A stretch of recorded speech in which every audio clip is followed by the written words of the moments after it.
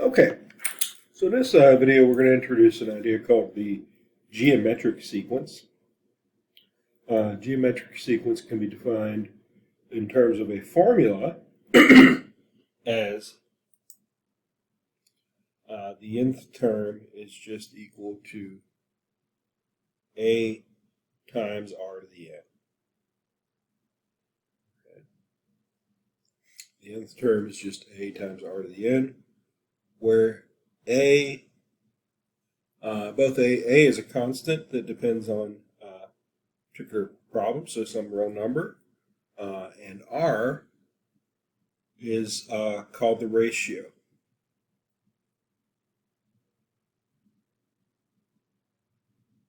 So what's happening is you have some fixed number, and then it's times successive powers of r. Okay, so that's the way we define it with a formula. Using the same letters a and n, a and r, we can actually make a recursive definition. And we do that by defining our initial term, the zero term, to just be our constant. And then the next successive terms are always just your previous term multiplied by the ratio. Right. So you can see a1 would be a0 times r, so it'd be a1r, or ar. A2 would then be, that should not be a sub n, a sub n. A2 would be a sub 1, which is ar times r, so it would be ar squared, and so on. So this thing is called the geometric sequence. And let's just look at a couple of examples here with the geometric sequence. So consider the sequence here.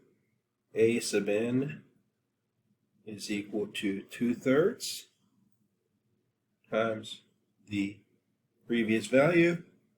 And let's make the declaration that a0 is equal to 4. Okay, so let's look at our first few terms of this sequence. So a0 would be 4.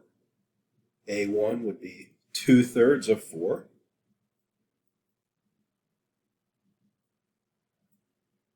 Or 8/3. Okay. A2 would be 2/3 of 8/3, which would just become 16/9. And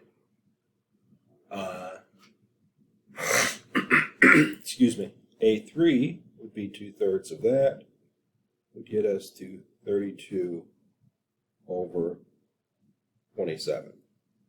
And we could keep going. We could keep going with that, but now a question of, does the sequence converge? Does the sequence converge to anything?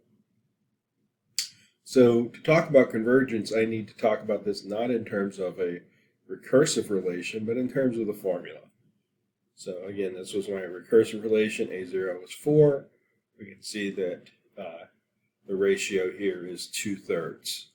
So that means the formula would be an equals 4 times 2/3 to the nth power.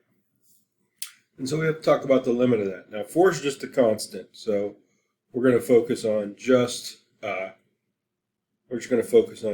limit of the 2/3, because 4 is just a constant. So limit as x goes to infinity of 2/3 to the x.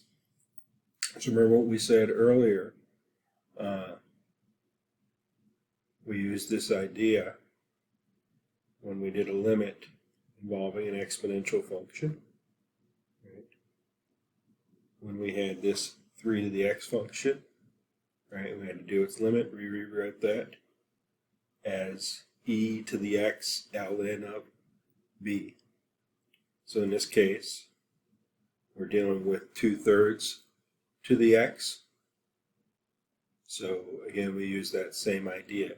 B to the x equals e to the ln of b to the x equals e to the x ln of b. So this 2/3 to the x can be rewritten as the limit as x goes to infinity of e to the x ln of 2/3. Okay, so what in the world does that converge to? Well, ln of 2/3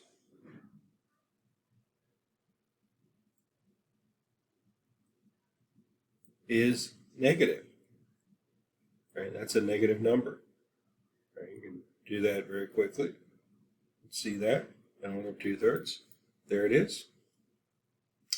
So what that means then is that this is e to a negative exponent. This is e to a negative exponent, which should be 1 over e to the positive exponent. So we're dividing by e to the absolute value of that stuff. And so therefore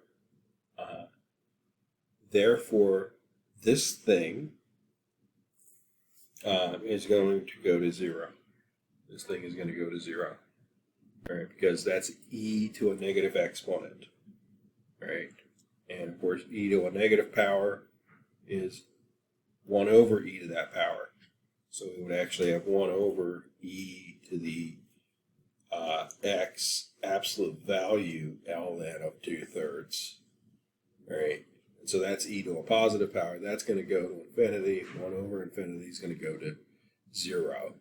So when that's e to a negative power, right, that's going to go, as x goes to infinity, that's going to go to 0. And so this thing is going to converge to 0. This thing is going to converge to 0.